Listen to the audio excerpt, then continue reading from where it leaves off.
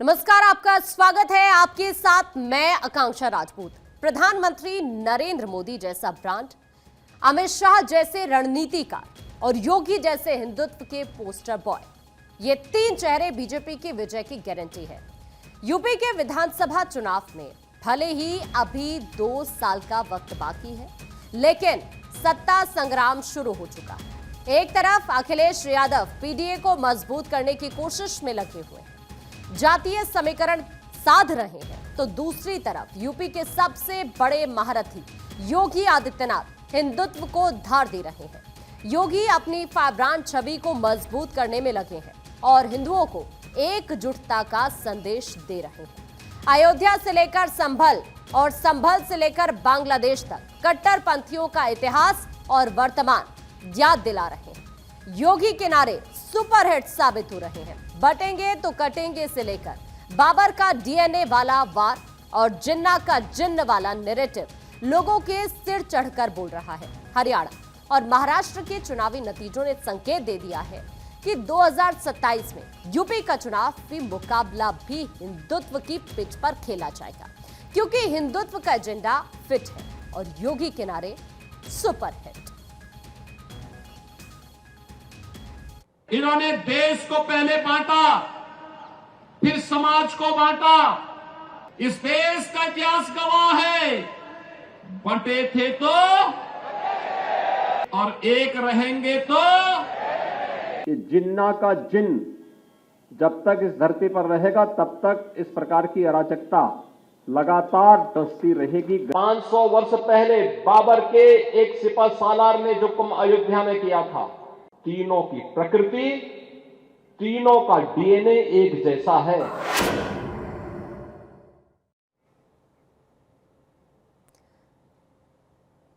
अभी तो बटेंगे तो कटेंगे की खुमारी लोगों के जहन से उतरी भी नहीं थी कि पिछले 2 दिन में योगी के 2 नारे काफी चर्चा में हैं। योगी ने अयोध्या और संभल में बाबर के अत्याचार के वक्त की याद दिलाते हुए इसे बांग्लादेश से जोड़ दिया और इसके लिए बाबर के डीएनए को जिम्मेदार ठहराया। दुश्मन बगल के देश में किस प्रकार का कृत्य कर रहे हैं, याद रखना। किसी को अगर गलतफहमी हो, 500 वर्ष पहले बाबर के एक सिपह सालार ने जो कुंभ अयोध्या में किया था, जो काम संभल में किया था और जो काम आज बांग्लादेश के अंदर हो रहा है, तीनों की प्रकृति, तीनों का डीएनए एक जैसा है। गलतफहमी में मत रहना। अगर कोई ये मानता है कि वो बांग्लादेश में हो रहा है, तो यहां भी बांटने वाले तत्व उनके लिए बेट बन करके खड़े हो रखे हैं, पहले से खड़े हैं। वे समाज के सामाजिक ताने बाने को छिन्न भिन्न कर रहे हैं, सामाजिक एकता को तोड़ करके, आपको बांट करके फिर काटने का और कटवाने का पूरा इंतजाम भी कर रहे हैं।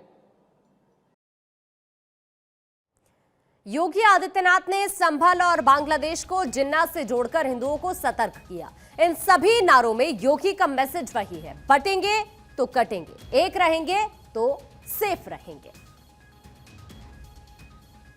बांग्लादेश में हिंदू, बौद्ध और अन्य अल्पसंख्यक समुदाय के लोगों को वहां के कट्टरपंथियों के द्वारा मारा जा रहा है, जलाया जा रहा है, उनकी संपत्ति को लूटा जा रहा है, माताओं और बहनों की इज्जत के साथ खिलवाड़ हो रहा है। मैं जानना चाहता हूं कि स्थितियां क्यों आई। याद करना, ये जिन्ना का जिन्न जब तक इस धरती पर रहेगा तब तक इस प्रकार की अराजकता लगातार डसती रहेगी, गरीबों को, वंचितों को, शोषितों को। दरअसल योगी लंबी लड़ाई की तैयारी कर चुके हैं। यूपी उपचुनाव के नतीजों ने योगी को लाइन दे दी है कि विकास, निवेश और कल्याणकारी योजनाओं के साथ साथ हिंदुत्व की डोर को मजबूती से पकड़े रहना जरूरी है और इसीलिए योगी ने कट्टरपंथियों को निशाना बनाना शुरू कर दिया है। तो देखिए, लोकसभा चुनावों के बाद बीजेपी यूपी में वापसी के लिए छटपटा रही थी। पीएम मोदी और अमित शाह समेत बीजेपी नेतृत्व ने सीएम योगी को ये जिम्मा सौंपा। योगी दरअसल समाजवादी पार्टी के दांव की काट तलाश चुके हैं। 2024 लोकसभा चुनाव की अगर बात करें तो इनमें जिस पीडीए के दम पर अखिलेश यादव ने बीजेपी को बैकफुट पर ला दिया था, उस पीडीए की काट कहीं है अगर, तो वो है हिंदुत्व का एजेंडा। कैसे योगी अखिलेश को 2027 में पटखनी देने की तैयारी कर चुके हैं, आपको जल्दी से दिखा देते हैं। तो देखिए, ये कुछ ग्राफिक्स इस वक्त हम आपको स्क्रीन पर दिखा रहे हैं, जो पीडीए का जवाब है अखिलेश के, वो बता रहे हैं। क्योंकि योगी लगातार हिंदुओं को एकजुट रहने का संदेश दे रहे हैं। यहां पर आपको बताएं, जिस रणनीति के तहत योगी आगे बढ़ रहे हैं, जाहिर तौर पर बीजेपी की जो रणनीति है, जो राज्य के चुनाव है, उनमें भी कारगर साबित हो रही है। सीएम योगी लगातार कट्टरपंथियों पर हमला बोल रहे हैं। 2027 के लिए किस तरह से तैयारी है, हिंदुत्व चूंकि हथियार है और कहीं ना कहीं यही मैसेज देने की कोशिश हो रही है। योगी ने जिस तरह से लगातार अभी बयानबाजी का सिलसिला शुरू किया है, उससे तो कुछ इसी तरह से लग रहा है कि उनकी स्ट्रेटेजी 2027 को लेकर क्या हो सकती है। संभल और बांग्लादेश के मुद्दों को क्लब कर रहे हैं लगातार। योगी को ये कॉन्फिडेंस आया है राज्यों के चुनाव और यूपी के उपचुनाव के नतीजों से। लोकसभा चुनाव में जो सवाल उठ खड़े हुए थे, योगी उन्हें पीछे छोड़ चुके हैं। सीएम योगी का आगरा में दिया नारा सत्ता समर में बीजेपी के लिए अमोघ अस्त्र साबित हुआ है। पहले हरियाणा और फिर महाराष्ट्र के साथ साथ यूपी के उपचुनाव में जिस नारे ने जलवा दिखाया था, वो था बटेंगे तो कटेंगे। राष्ट्र से बढ़कर के कुछ नहीं हो सकता, कुछ नहीं हो सकता। और राष्ट्र तब सशक्त होगा जब हम एक रहेंगे, नेक रहेंगे, तभी नेक रहेंगे। बटेंगे तो कटेंगे। आप देख रहे हैं ना, बांग्लादेश में देख रहे हो ना, तो वो गलतियां यहां नहीं होनी चाहिए। बटेंगे तो कटेंगे, एक रहेंगे तो नेक रहेंगे, सुरक्षित रहेंगे और समृद्धि की पराकाष्ठा को पहुंचेंगे। तो देखिए, आप लगातार सुन रहे हैं कि किस तरह से सीएम योगी के जो नारे हैं, वो न सिर्फ उत्तर प्रदेश के अंदर हिट हुए हैं, बल्कि अलग अलग राज्यों में भी हिट हुए हैं। चाहे अभी आप उपचुनाव को देख लीजिए या फिर जो अभी विधानसभा के चुनाव हुए हैं, चाहे महाराष्ट्र की बात करें या फिर अन्य राज्यों की, वहां पर भी इन नारों का दम जरूर देखने के लिए मिला है और ये नारे सुपर हिट हुए हैं। और चूंकि अब दिल्ली के अंदर भी विधानसभा के चुनाव होने जा रहे हैं, तो वहां पर भी बीजेपी की तरफ से एक अलग स्ट्रेटेजी तैयार की गई है। यहां के लिए भी बीजेपी ने अलग नारा दे दिया है। इस वक्त हमारे दो सहयोगी हमारे साथ जुड़ रहे हैं। लखनऊ से नीलेश इस वक्त हमारे साथ है, अक्षय इस वक्त दिल्ली से हमारे साथ जुड़ रहे हैं। पहले नीलेश के पास आपको लखनऊ लेकर चलते हैं। चूंकि नीलेश, लोकसभा चुनाव के बाद सेमीफाइनल के तौर पर देखा गया उपचुनाव, और सबसे बड़ी बात यही रही कि जो सीएम योगी की स्ट्रेटेजी रही, जो उनके नारे रहे, चाहे बटेंगे तो कटेंगे की अगर बात की जाए या फिर अन्य की बात की जाए, वो कारगर साबित हुए हैं। और अभी भी जिस स्ट्रेटेजी के साथ सीएम आगे बढ़ रहे हैं, कहना गलत नहीं होगा कि 2027 की तैयारी अभी से चालू हो चुकी है।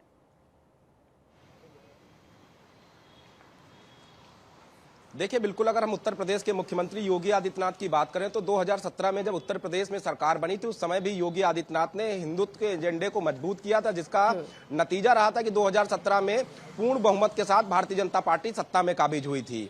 उसके बाद 2022 के चुनाव को अगर हम देखें तो उस समय योगी आदित्यनाथ का जो बुलडोजर की कार्रवाई थी, उस बुलडोजर की कार्रवाई के नाम पर जो है उत्तर प्रदेश में चुनाव लड़ा गया और फिर से भारतीय जनता पार्टी की पूर्ण बहुमत की सरकार आई है।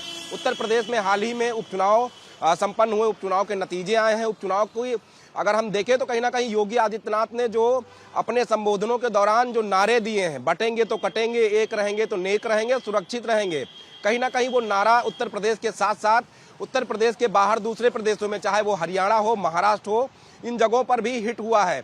कहीं ना कहीं योगी आदित्यनाथ की अगर हम वर्तमान समय में जिस तरीके से उत्तर प्रदेश के अलग अलग जिलों में जब वो जाते हैं, बैठकें करते हैं, रैलियां करते हैं, संबोधन करते हैं, तो उनके संबोधनों में ये साफ दिखाई देता है, वो साफ तौर पे कहते हुए नजर आते हैं कि बांग्लादेश में जिस तरीके से हिंदुओं के साथ अत्याचार हो रहा है, उनके साथ वहां पर जो बर्बरता की जा रही वो हिंदुस्तान में उत्तर प्रदेश में ना हो, इसलिए सबको एक रहना होगा, नेक रहना होगा। उसके अलावा अगर हम बटेंगे तो कटेंगे, कहीं ना कहीं ये नारा जो है उत्तर प्रदेश की सियासी गलियारों में चर्चा का विषय बना रहा। दूसरी ओर अगर हम समाजवादी पार्टी की बात करें तो योगी आदित्यनाथ के इस नारे को काटने के लिए समाजवादी पार्टी की तरफ से भी कई नारे दिए गए, लेकिन वो नारे कहीं ना कहीं उपचुनाव में धराशायी हो गए। एक और जहां अखिलेश यादव पीडीए की जो राजनीति है वो करते हुए लोकसभा चुनाव में जरूर काम आया, लेकिन वो अब उपचुनाव में कितना कारगर साबित हुआ ये हमने देखा सीएम योगी के इस एजेंडे के बाद।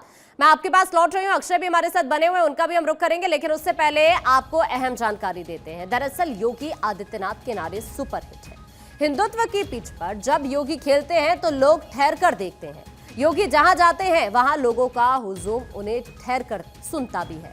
पीएम मोदी, अमित शाह के बाद अगर चुनाव की दिशा किसी मोड़ में देने का मादा है तो वो है सीएम योगी आदित्यनाथ। योगी ने बार बार अपनी काबिलियत को साबित किया है। अब आपको कुछ अहम जानकारी ग्राफिक्स के जरिए देते हैं। बटेंगे तो कटेंगे, योगी का ये नारा सुपर हिट रहा है। चाहे आप हरियाणा चुनाव की बात करें, सबसे पहले तो हरियाणा चुनाव के दौरान आगरा में ये नारा दिया था। इसके बाद लगभग हर रैली में उन्होंने यही नारा दोहराया। नारे का हरियाणा में बड़ा असर भी हुआ। योगी ने जिन सीटों पर प्रचार किया उन पर जबरदस्त स्ट्राइक रेट रहा। अब महाराष्ट्र चुनाव की बात कर लेते हैं, तो महाराष्ट्र में भी योगी ने इस नारे को बार बार दोहराया। महाराष्ट्र में कुछ नेताओं के विरोध के बावजूद योगी नहीं रुके।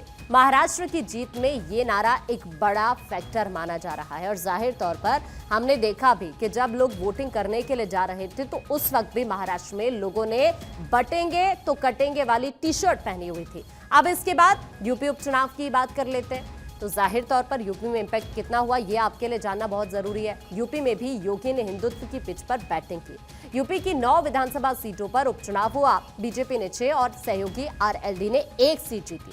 समाजवादी पार्टी सिर्फ 2 सीटों पर ही सिमट कर रह गई। इस तरह से उपचुनाव में रिजल्ट रहा और यही हम शुरू से कह रहे थे कि ये जरूर एक सेमीफाइनल के तौर पर उपचुनाव देखा जा रहा है। अब इस वक्त अक्षय भी हमारे साथ जुड़े हुए हैं, अक्षय का भी रुख कर लेते हैं। चूंकि अक्षय, अब दिल्ली के अंदर विधानसभा का चुनाव होने जा रहा है। चाहे हम प्रधानमंत्री नरेंद्र मोदी की बात करें तो उन्होंने भी जिस तरह से एक रहेंगे सेफ रहेंगे का नारा दिया वो हमने देखा कि महाराष्ट्र में हिट हुआ। उसके बाद सीएम योगी की अगर बात करें, उनका भी इस तरह से ये बटेंगे तो कटेंगे का नारा हिट रहा है। चाहे महाराष्ट्र चुनाव हो, हरियाणा चुनाव हो, और जाहिर तौर पर अब तो दिल्ली को लेकर भी बीजेपी ने नारा दे दिया है और क्लियर कर दिया है कि किस तरह की मंशा दिल्ली को लेकर रहने वाली है बीजेपी के। अक्षय, और देखिए, निश्चित रूप से योगी आदित्यनाथ जब भी बोलते हैं एक बड़ा वर्ग उनको सुनता है और यही वजह रही है कि चाहे हरियाणा चुनाव रहे हो, महाराष्ट्र चुनाव रहे हो, महाराष्ट्र में सहयोगियों के विरोध के बावजूद भी बीजेपी ने उनको झोंके रखा। और आज के दौर में कह सकते हैं कि योगी आदित्यनाथ आज बीजेपी के सबसे बड़े हिंदुत्व के पोस्टर बॉय हैं, एक बड़े चेहरे हैं और उनकी जो पहचान है वो किसी से छुपी नहीं है। अगर हिंदुत्व के एजेंडे की बात करें तो बीजेपी ने जिस तरह से राम मंदिर के निर्माण से पहले और निर्माण के बाद अगर बड़े नेताओं का जिक्र करें तो योगी आदित्यनाथ उसमें से सबसे ऊपर नजर आते हैं। और निश्चित रूप से कह सकते हैं कि आज के अगर बीजेपी के एजेंडे में हिंदुत्व कहीं है तो उसके पोस्टर बॉय योगी आदित्यनाथ हैं और उसका कहीं ना कहीं नतीजा भी बीजेपी को पॉजिटिव रूप से देख रहा है। एक तरफ जहां प्रधानमंत्री नरेंद्र मोदी का ब्रांड चेहरा है, अमित शाह रणनीतिकार के रूप में बेहतर तरीके से काम कर रहे हैं, और तीसरी तरफ अगर योगी आदित्यनाथ के चेहरे पर देखा जाए तो वो हिंदुत्व की बात करते रहते हैं, हिंदुत्व को बचाने की बात करते रहते हैं। वो एक बार साफ तौर पर फिर एक बार कह दिया है, वाराणसी में थे सर्वभौम मंदिर में, उन्होंने संबोधन में कार्यक्रम में कहा कि हमारा देश तभी सुरक्षित है जब हमारा धर्म सुरक्षित है, हमारा धर्म तभी सुरक्षित है जब सुरक्षित है तभी हम हैं। इसका मतलब साफ तौर पर है कि आने वाले 2027 में यूपी विधानसभा हो या फिर दिल्ली का 2025 में फरवरी में होने वाला दिल्ली का विधानसभा चुनाव, कहीं ना कहीं योगी आदित्यनाथ को बीजेपी हिंदुत्व के एक पोस्टर बॉय के रूप में प्रोजेक्ट जिस तरह से कर रही है, जिस तरह से वो अपनी बातें कर रहे हैं, और वो कहीं ना कहीं देखने को मिलेगा। और जिस तरह से रोहिंग्या मुसलमानों का एजेंडा बीजेपी ने जिस तरह से भी हाल फिलहाल ठीक है अक्षय, मुझे यहाँ पर आपको रोकना पड़ रहा है। लगातार हम इस खबर पर आगे भी अपडेट आप तक पहुंचाएंगे।